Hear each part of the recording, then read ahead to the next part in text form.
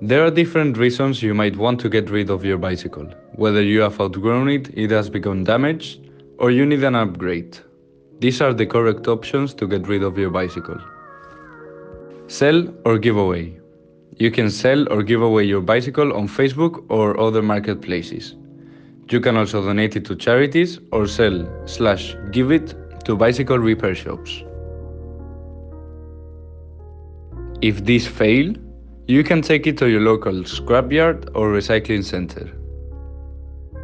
There are also apps in some countries that will arrange for pickup of unwanted items.